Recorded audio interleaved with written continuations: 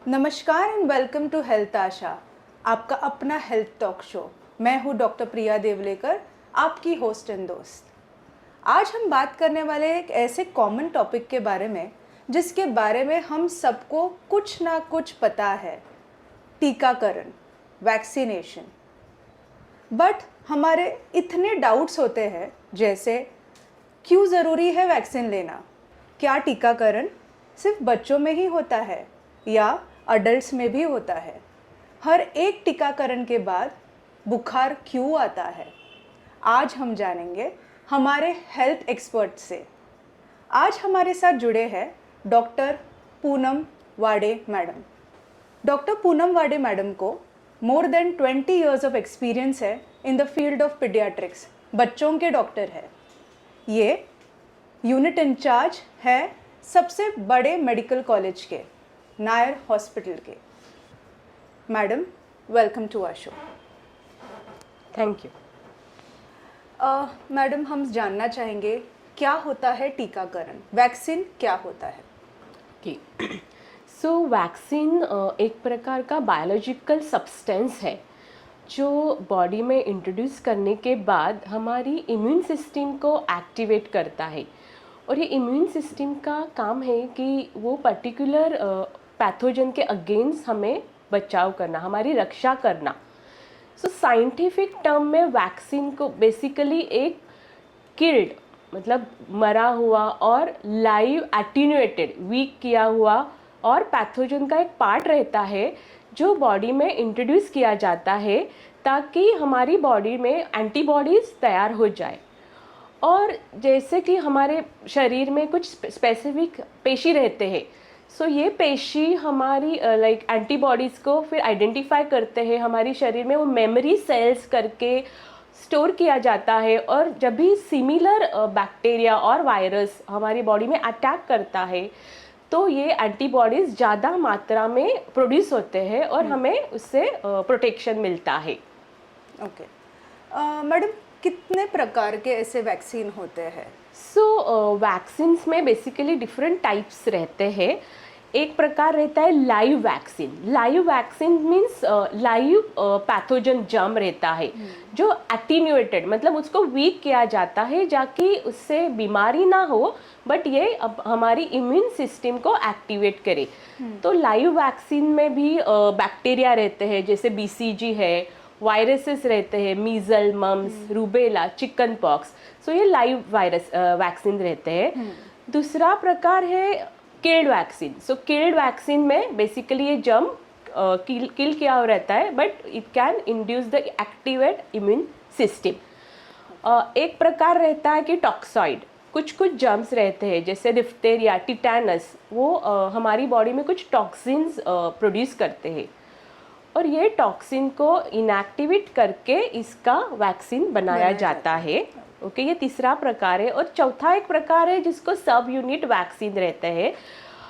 उसमें क्या होता है कि पैथोजेंस के डिफरेंट पार्ट्स यूज़ किए जाते हैं इम्यूनिटी डेवलप करने के लिए, वैक्सीन प्रोड्यूस करने के लिए। तो उसमें एक प्रकार है पॉलीसैकेराइड वैक्सीन, कॉन्जुगेटेड वैक्सीन और रिकॉम्बिनेंट वैक्सीन। सो ये अलग अलग टाइप के वैक्सीन्स होते हैं। हाँ, हम जब एक टीकाकरण जब देते हैं, जो एक वैक्सीन अगर दिया जाता है तो ये कैसे काम करता है, इसका क्या मैकेनिज्म होता है। ओके, सो जैसे कि नेचुरली हमें कोई इन्फेक्शन होता है, दो प्रकार का इम्यून सिस्टम रहता है। एक नेचुरल इन्फेक्शन से लाइक इनेट इम्यूनिटी बोलते हैं हम लोग। हाँ। तो हमारे बॉडी के स्पेसिफिक कुछ पेशी रहते हैं जो एक्टिवेट करते हैं, बट वो जो इफेक्ट है वो बहुत लाइक शॉर्ट टाइम के लिए रहता है एंड इतना इफेक्टिव नहीं होता है, like it may cause disease. So vaccine में क्या रहता है, before even like this exposure to this pathogen ये बॉडी में इंट्रोड्यूस किए जाते हैं। जैसे कि मैंने बोला लाइव वैक्सीन है, किल्ड वैक्सीन है। बॉडी में जाने के बाद हमारे शरीर में दो प्रकार का पेशी रहते हैं, बी लिम्फोसाइट, टी लिम्फोसाइट्स। सो ये बी लिम्फोसाइट का काम है कि एंटीबॉडीज तैयार करे और ये एंटीबॉडीज़ तैयार करके उस दरम्यान प्रोटेक्शन देते हैं, और उसमें कुछ जो पेशी रहते हैं वो मेमोरी सेल में कन्वर्ट हो जाते हैं, and these are the important cells which basically remembers this pathogen. और नेक्स्ट टाइम जब ये सिमिलर पैथोजन बॉडी में आता है तो ये मेमोरी सेल बहुत लार्ज क्वांटिटी में एंटीबॉडीज प्रोड्यूस करते हैं, इससे हम लोग को प्रोटेक्शन मिलता है। कुछ कुछ वैक्सीन का थोड़ा अलग मैकेनिज्म रहता है, जैसे बीसीजी वैक्सीन। तो ये जो वैक्सीन है वो टी सेल से कार्यरत करते हैं, उसमें अलग अलग पेशी दूसरे पेशी तैयार होते हैं, जैसे किलर सेल्स वगैरह। तो ये सेल्स भी लाइक सेम मेमोरी सेल्स तैयार होते हैं और it gives us protection. Madam ये वैक्सीन्स जो होते हैं ये डिफरेंट एज ग्रुप के लिए बने गए हैं या कैसे इसको डिवाइड किया गया है एज ग्रुप्स में? ओके, सो हमारी जो इम्यून सिस्टम है वो ग्रेजुअली डेवलप होती है। जैसे कि मैक्सिमम वैक्सीन्स है जो फर्स्ट 1 ईयर में कवर होते हैं, और इसके बाद भी कुछ वैक्सीन्स रहते हैं। सो इसका मेन पर्पस है वैक्सीन का कि वो पैथोजन हमारी शरीर में आने के पहले हम लोग को प्रोटेक्टिव मैकेनिज्म डेवलप करना है। एंड जनरली फर्स्ट 1 ईयर में इम्यूनिटी वैसे भी कम रहती है, तो हमारा मेन काम ही है बच्चों को प्रोटेक्शन दे। इसके लिए जैसे कि जन्म के बाद कुछ कुछ वैक्सीन इमीडिएटली दिए जाते हैं, जैसे कि बीसीजी है, पोलियो है, हेपेटाइटिस बी, उसके बाद डीपीटी, क्योंकि ये बीमारियां बहुत खतरनाक हो सकती है बच्चों में, इसके लिए जल्दी दिया जाता है। सो ऐसे जैसे मीजल्स वैक्सीन है, हर एक वैक्सीन का थोड़ा डिफरेंट मैकेनिज्म भी रहता है। लाइक गोवर का जो टीका है वो हम लोग 9 मंथ्स में देते हैं। 9 मंथ्स में क्यों देते हैं? क्योंकि मदर के जो एंटीबॉडीज रहते हैं ये बेबी में रहते हैं लाइक 6-7 मंथ्स तक, इसके लिए ये टीका हम लोग बाद में देते हैं। कुछ वैक्सीन ऐसे हैं जैसे पॉलीसैकेराइड वैक्सीन, ओके, निमोनिया के 2 प्रकार के वैक्सीन रहते हैं, पॉलीसैकेराइड वैक्सीन। तो ये जो पॉलीसैकेराइड वैक्सीन है ये सिर्फ 2 साल के बाद हमारी इम्यून सिस्टम को एक्टिवेट करते हैं। तो इस वैक्सीन का मतलब हम लोग 2 साल के बाद वो देते हैं। Some vaccine like HPV vaccine, human papilloma virus vaccine, ये सर्वाइकल कैंसर के अगेंस्ट है। सो मेनली ये 9 ईयर्स के बाद दिया जाता है गर्ल्स में। आजकल बॉयज में भी रेकमेंड किया है। तो क्यों 9 ईयर्स में? Like before even sexual activity starts we have to give it that, so that it gives maximum protection. कुछ कुछ वैक्सीन है वो अडल्ट्स में भी आए हैं, like herpes zoster vaccine, shingrix, वो 50 ईयर्स के बाद दिया जाता है। So it all depends on the age group, immunity level and vaccine per se also, that way we like divide it. या क्या हर एक वैक्सीन को जैसे आपने डिवाइड किया एज ग्रुप में, ओरल और आईवी, जैसे अगर हम बूंदों के द्वारा भी कुछ वैक्सीनेशन दिए जाते हैं, कुछ हम इंजेक्शन द्वारा दिए जाते हैं, ऐसे क्या डिवीजन होते हैं वैक्सीन्स के? ओके, सो इसका ऐसे है कि जो ओरल वैक्सीन्स है हमारे पास, मेनली जो रेगुलर ओरल एसेंशियल वैक्सीन्स है वो पोलियो है और रोटावायरस वैक्सीन ओरल दिए जाते हैं। ओके। तो ये डिपेंडिंग ऑन द कौन सी बीमारी के अगेंस्ट वैक्सीन किए है उसकी वजह से भी रहता है, और बॉडी में कैसे एब्जॉर्ब करना है वो भी एक मैकेनिज्म रहता है। तो ओरल का मेन पर्पस रहता है कि इंटेस्टाइन के लोकल इम्यूनिटी वो क्रिएट करता है। So this local immunity helps in protection and it also helps in transmission, like community में ट्रांसमिशन के लिए भी उपयुक्त रहता है। तो इसके लिए ओरल जो इंट्रामस्कुलर रहते हैं, मांसपेशियों में जो वैक्सीन दिए जाते हैं उनका मेनली ऐसा है कि रैपिड ब्लड में, बिकॉज वहाँ पे वेसल्स, ब्लड वेसल्स ज़्यादा रहती है, वो रैपिडली बॉडी में अब्जॉर्ब किए जाते हैं, इसलिए वो इंट्रामस्कुलर दिए जाते हैं। जो सबक्यूटेनियस वैक्सीन लाइक जो स्किन के नीचे दिया जाता है, ओके, इसमें ऐसा है कि वो जिसका स्लो एब्सॉर्प्शन हो, जैसे measles, mumps, rubella, chicken pox vaccine, तो ये वैक्सीन सबक्यूटेनियस। और there are one like other vaccine intradermal, means just skin में, जैसे BCG। तो that vaccine mainly in the helps in cell mediated, like works by cell mediated immunity. Okay, एक बार vaccine जब हम देते हैं मैडम, उसके बाद एक बूस्टर डोज ज़रूरी होता है? ओके, सो जैसे लाइक टाइम चला जाता है वैसे कुछ कुछ वैक्सीन का एंटीबॉडीज असर जो रहता है कम हो जाता है। This is important specially in killed vaccine. जो लाइव वैक्सीन रहते हैं उनका जनरली मतलब नहीं लगता है बिकॉज वो थोड़े मल्टीप्लाई होते हैं. बट किल्ड वैक्सीन में after certain time that immunity wanes off, कम हो जाती है. इसके लिए बूस्टर देना जरूरी रहता है. हर एक वैक्सीन के बाद क्या फीवर आता ही है? जनरली जो वैक्सीन हम लोग इंजेक्शन से देते हैं जैसे intramuscular vaccine, so fever, redness, थोड़ा स्वेलिंग इंट्रामस्कुलर में कॉमन रहता है.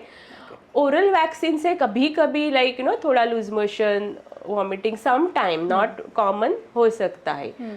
सो ज़रूरी नहीं है कि सब वैक्सीन आए, बट जो इंजेक्शन से दिए जाते हैं उनसे बुखार आ सकता है. मैडम, हमारे एक ऑडियंस से ये सवाल था कि हमारे अगर देश में या हमारे अगर रीजन में ऐसा कोई डिजीज़ अगर प्रिवेलेंट नहीं है तो क्या मुझे तभी भी वो वैक्सीन लेना ज़रूरी है? आप क्या कहना चाहेंगे? सो राइट नाउ जैसे वैक्सीन दिए जाते हैं जो ये वैक्सीन का ऐसे है कि डिसीज़ का ऐसे है कि वापस ये बीमारियां हो सकती है. जैसे पोलियो, जो पोलियो हमारे कंट्री में लाइक लास्ट केस था 2011 में and 2014 27 March 2014 polio, like polio free India was declared. But still we are giving this vaccine because हमारे नियर बाय कंट्री है लाइक अफगानिस्तान, पाकिस्तान, सो वो देशों में अभी भी पोलियो के केसेस है एंड वो नियर बाय रहने के कारण हम like we still have the risk, our kids still have the risk, that's why we need to give this vaccines. और जैसे लाइक समटाइम इट हैपन्स कि डिसीज तभी नहीं है बट बाद में आने का भी चांसेस हो सकता है. सो जैसे मैडम ने कहा कि हम सिर्फ जानते हैं कि ये टीकाकरण ज़रूरी है, लेकिन कौन से एज ग्रुप में कौन सा टीकाकरण लेना चाहिए, इवन आज अगर हम बाहर भी ट्रैवल कर रहे हैं तभी भी टीकाकरण ज़रूरी होता है. हमने ये समझा कि टीकाकरण अगर लेना है तो किस माध्यम से हम ले सकते हैं, जैसे आईवी हो, आईएम हो या ओरल ड्रॉप्स के द्वारा हो. मैडम, अगर आप सिर्फ हमारे दर्शकों को ब्रीफली बताना चाहेंगे एक स्केड्यूल के बारे में, वैक्सीनेशन जो स्केड्यूल होता है वो कैसे होता है? ओके, सो अभी लाइक एट प्रेजेंट हमारे गवर्नमेंट का एक यूनिवर्सल इम्यूनाइजेशन प्रोग्राम रहता है. Okay, that is national immunisation schedule, जो गवर्नमेंट हॉस्पिटल में बीएमसी हॉस्पिटल्स में दिया जाता है. और एक स्केड्यूल है जो इंडियन अकेडमी ऑफ पीडियाट्रिक्स, ये पीडियाट्रिशियन की जो ऑर्गेनाइजेशन है उनका एक रिकमेंडेड स्केड्यूल रहता है. सो मैं पहले आपको बताऊंगी कि जो नेशनल स्केड्यूल क्या है. सो जनरली जन्म के बाद इमीडिएटली हम लोग को पोलियो का ड्रॉप्स 2 ड्रॉप्स देना ज़रूरी है. बीसीजी वैक्सीन और हेपेटाइटिस बी वैक्सीन का फर्स्ट डोज देना ज़रूरी है. ओके. उसके बाद नेक्स्ट जो पीरियड है वो 6 वीक्स, 10 वीक्स, 14 वीक्स रहता है. सो इसमें बेसिकली पेंटावैलेंट वैक्सीन रहता है. पेंटा मीन्स 5 बीमारियों के अगेंस्ट से एक सुई दी जाती है. सो उसमें डीपीटी है, DPT, hepatitis B and Hib vaccine. Hib एक बैक्टीरिया है जिसके अगेंस्ट से वैक्सीन है. सो ये पेंटावैलेंट वैक्सीन है, उसका एक डोज 6 वीक्स में, 10 वीक्स में और 14 weeks. So we call it the penta 1, 2, 3. Okay, now जो ओरल वैक्सीन से मुंह से ड्रॉप्स है उसमें पोलियो ड्रॉप्स है. सो पोलियो ओपीवी 1, 2, 3 ये 6, 10, 14 के है. Rota virus 1, 2, 3. अभी 6 और 14 वीक्स में इसमें एडिशनल 2 इंजेक्शंस रहते हैं. एक है निमोकोकल कॉन्जुगेटेड वैक्सीन, ये निमोनिया और मेनिंजाइटिस के अगेंस्ट है. सो ये इसका डोज जो है 6 और 14 वीक्स में दिया जाता है. एंड फ्रैक्शनल आईपीवी, सो ये पोलियो का injectable that is given intradermally. Fractional means just 0.1 ml intradermally दिया जाता है. सो FIPV is given at 6 and 14 weeks. So 6, 10, 14 penta 1, 2, 3, OPV 1, 2, 3, रोटा 1, 2, 3 and 6 and 14 it is PCV and FIPV. सो ये एज में है. उसके बाद 9 मंथ्स में we are giving measles rubella MR vaccine, 1 injection रहता है. उसके साथ साथ अभी FIPV फ्रैक्शनल IPV का भी डोज ऐड किया है. Okay, and pneumococcal conjugate vaccine. So this is the booster dose of pneumococcal. So ये इंजेक्शंस रहते हैं. Along with that vitamin A also, we give 1 lakh unit, and Japanese encephalitis vaccine in some endemic countries. It is endemic states, not India also. In some states it is given as a first dose. So ये 9 months में. इसके बाद next जो period है वो 16 to 24 months. In 16 to 24 months, we are giving booster dose. So it is booster dose of DPT, OPV, and in Japanese encephalitis endemic states we are giving second dose of this vaccine, MR vaccine. So ये 16 to 24 months में दिया जाता है. 4.5 years we are giving booster of DPT. Then 10 years it is TD. Okay, and 16 years again it is TD. Okay. And this schedule also includes immunization of pregnant women. So it is TD, 2 doses 4 weeks apart, and then like suppose delivery is happening within 3 years, 1 booster dose is needed. Okay. So this is the national immunization schedule. Okay. So apart from this we have this IAP schedule. So इसमें ऐसा है कि additional 6 diseases cover किए जाते हैं. So at birth it is same. Now 6, 10, 14 weeks में इसमें difference है. जैसे कि प्राइवेट में 6 वैक्सीन कंबाइन करके एक नीडल दिया जाता है. It is called as hexavalent vaccine. So it has basically DPT के 3, okay, DPT, Hib, IPV, hepatitis B. So एक प्रिक मिलता है बेबी को, okay. And then so this same schedule is followed 6, 10, 14.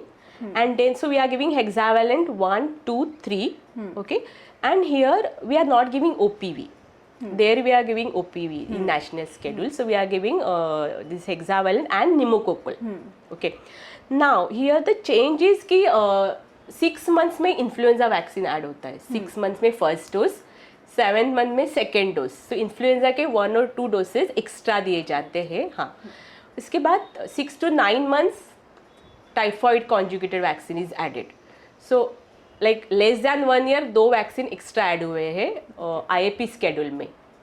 So we have influenza vaccine and typhoid. Influenza के 2 dose और typhoid. Then after that like 9 months में यहाँ पे हम लोग MMR देते हैं. And Japanese encephalitis is same we can follow as the NIS. But after 1 year 12 months में we are giving additionally hepatitis A vaccine. 15 months में चिकन पॉक्स वैक्सीन जो कि नेशनल इम्यूनाइजेशन स्केड्यूल में नहीं देते. और ये चिकन पॉक्स का second dose we can give at 18 months. And hepatitis A also there are 2 types. Suppose you are giving live vaccine, single dose is sufficient, but if you are giving killed vaccine then 18 months you give chicken pox vaccine. And 18 months you will give hepatitis A का second dose. Okay. हाँ. And इसका booster भी थोड़ा अलग है. इसमें hip vaccine add होता है, IPV ऐड होता है. 4.5 years also you are giving IPV here, DPT IPV. And 10 years it is TDAP, capital T small D small P, ऐसा TDAP वैक्सीन रहता है. And 16 years it is TD. Okay. हाँ. So it is like almost 6 additional vaccines we are giving through this IAP schedule. So sometime there are doubts कि ये follow करे, like government का follow करे कि ये IAP का follow करे.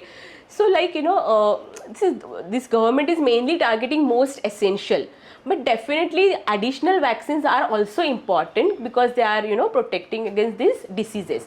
So you can definitely follow this IAP schedule as well. Let's say like suppose affordability is the issue, then government का लेने के बाद एडिशनल जो है वो अलग से हम लोग ले सकते हैं. या मैम थोड़ा आपसे जानना चाहेंगे अबाउट टेटनस वैक्सीन. क्या होता है टेटनस वैक्सीन? अब बच्चों को 10 years में दिया जाता है, वापस अगर कुछ खरोच आती है, कुछ लग जाता है, क्या वापस इसको लेना ज़रूरी है और कैसे उसका बूस्टर होता है? ओके. सो टेटनस का जैसे कि इनिशियल वैक्सीनेशन जो है 6, 10, 14 में 1, 2, 3 डोज दिया जाता है. Booster 1.5 year and 4.5 year. But tetanus का ऐसा है कि over the period the vaccine immune response थोड़ा कम हो जाता है. इसके लिए ये रिपीटेड डोसेज देना पड़ता है. ये टॉक्साइड रहता है, लाइक टॉक्साइड जो जैसे मैंने बोला, जिससे ये बैक्टीरिया शरीर में जाता है तो टॉक्सिन प्रोड्यूस करता है. एंड दैट सेम टॉक्सिन हम लोग वैक्सीन के लिए यूज़ करते हैं इनएक्टिवेट करके, तो उसका इफेक्ट धीरे धीरे कम हो जाता है। और ये जो जर्म रहता है पैथोजन, ये बहुत कॉमन रहता है, लाइक थोड़ा लाइक इंजरी होने के बाद वो इन्फेक्शन होने का चांसेस रहता है। तो ये टीका लेना बहुत ज़रूरी है। तो रेगुलर स्केड्यूल का हम लोग 16 ईयर्स तक फॉलो करते हैं। जैसे कि मैंने बोला नेशनल इम्यूनाइजेशन स्केड्यूल में ये टीडी दिया जाता है 10 ईयर्स में, देन 16 ईयर्स टीडी, उसके बाद 10 years you can take it like but in between अगर वुंड थोड़ी ज़्यादा है तो 5 ईयर्स के बाद sometime we can repeat, but without that 10 years is the period we can wait for giving booster, but it is important to take this vaccine. Yeah. Madam HPV vaccination के बारे में अगर आप हमारे दर्शकों को बताना चाहेंगे। Okay, so HPV is human papilloma virus vaccine. So ये जो जर्म है मेनली सर्वाइकल कैंसर जो फीमेल्स में होता है, इसका बहुत इम्पॉर्टेंट एक रीज़न है। सो हमारी कंट्री में cervical cancer second common cancer है फीमेल्स में आफ्टर ब्रेस्ट कैंसर। सो ये वैक्सीन लेना ज़रूरी है। गर्ल्स के साथ साथ बॉयज़ में भी ये वैक्सीन आजकल रेकमेंड किया है। सो ये जो वायरस है इसके almost like more than 100 types है, अलग अलग टाइप्स है। इसमें से कुछ इम्पॉर्टेंट टाइप्स है जिसके कारण ये बीमारियां होती है। तो ये वायरस सर्वाइकल कैंसर और भी दूसरे बीमारियां इससे हो सकती है, जैसे फीमेल्स में vaginal cancer, vulval cancer, boys में penile cancer, anal cancer and sometime oropharyngeal cancer भी ये वायरस से हो सकता है।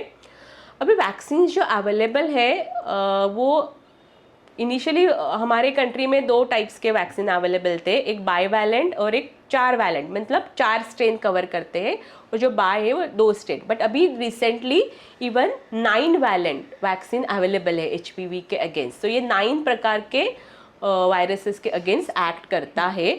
तो as per the schedule in the females, so first boys और गर्ल्स दोनों में we can start this vaccination at 9 years. So when we are जब भी हम लोग 9 ईयर्स में स्टार्ट करते हैं, so 9 to 14 years we can give 2 doses with the gap of 6 months, जैसे आज 0 and 6, सो 6 months का गैप में 2 doses देते हैं हम लोग। अगर वैक्सीनेशन लेट होता है लाइक आफ्टर 15 ईयर्स के बाद, then we have to give 3 doses, so 0, 2 and 6 months, so like that 3 doses. So as of now boys में till 26 years तक ये recommended है vaccine, but girls में like females में up to 45 years we can give vaccine. But it is important कि we started early to get the maximum protection, because जितनी जल्दी हम लोग दे before even sexual activity starts हम लोग देते हैं तो इसका इफेक्ट बहुत अच्छा रहता है। हाँ, बिकॉज ये जो वायरस रहता है ये बहुत लाइक स्लो ग्रोइंग रहता है। सो इसके लिए ये जरूरी है कि वैक्सीन हम लोग दें। मैडम हमारे दर्शकों के लिए कोई टेक होम मैसेज अगर आप देना चाहेंगे। So vaccines like because of these vaccines almost 35 to 50 lakhs बच्चों के लाइफ मतलब सर्वाइव हुए हैं बच्चे। सो ये वैक्सीन समय पे देना बहुत ही ज़रूरी है। लाइक अभी भी ऑलमोस्ट 3 to 4 lakhs डेथ्स हमारे कंट्री में पर ईयर हो रहे हैं, ये वैक्सीन प्रिवेंटेबल डिसीज़ के कारण। वैक्सीन अवेलेबल होते हैं फिर भी like because of some misconception कभी कभी वैक्सीन नहीं दिए जाते। तो बच्चों के और बड़ों के सबके सुरक्षितता के लिए ये वैक्सीन बहुत ही इम्पॉर्टेंट है, टाइम पे देना इम्पॉर्टेंट है। गवर्नमेंट के स्केड्यूल्स अवेलेबल है, इम्यूनाइजेशन स्केड्यूल्स भी अवेलेबल है, बट हमें फिर भी एक डाउट होता है कि क्यों सब वैक्सीनेशंस देने हैं, क्यों इतना टीकाकरण ज़रूरी है। आज हमारे टॉपिक जो हमने कवर किया हेल्थ आशा में, ये यही प्रयास है कि आप तक वो मैसेज पहुंचाए। और डॉक्टर पूनम वाडे मैडम ने हमारे सारे डाउट्स आई थिंक क्लियर किए हैं। थैंक यू मैडम कि आप आए और आपने आपका कीमती वक्त देकर हमें इतनी आसानी से बताया कि हर एक एज ग्रुप का वैक्सीनेशन अलग होता है, उसके रूट ऑफ वैक्सीनेशन भी अलग है, जैसे कुछ ड्रॉप्स भी है, कुछ हम जैसे इंजेक्शन द्वारा भी लिए जाते हैं। आपको इम्यूनाइजेशन स्केड्यूल फॉलो करना ज़रूरी है। सारा टीकाकरण जो अवेलेबल होता है आपके डॉक्टर से जानें और उसको प्लीज़ ज़रूर लें। मैं अब इसी बात पर पॉज लेती हूँ, फिर मिलती हूँ आपसे एक अगले हेल्थ टॉपिक के साथ, एक अगले हेल्थ एक्सपर्ट के साथ। तब तक फॉलो कीजिए हमारे वीडियोस। नमस्कार। ऐसे मोर हेल्थ इन्फॉर्मेशन वीडियोस के लिए देखते रहिए हमारा channel health Asha talk show by doctor Priya Deolekar. आपको अगर कोई हेल्थ इन्फॉर्मेशन या हेल्थ इश्यूज रिलेटेड कोई भी जानकारी चाहिए तो email us on the below email ID. Follow कीजिए हमारा चैनल, सब्सक्राइब कीजिए और शेयर कीजिए हमारा चैनल। नमस्कार।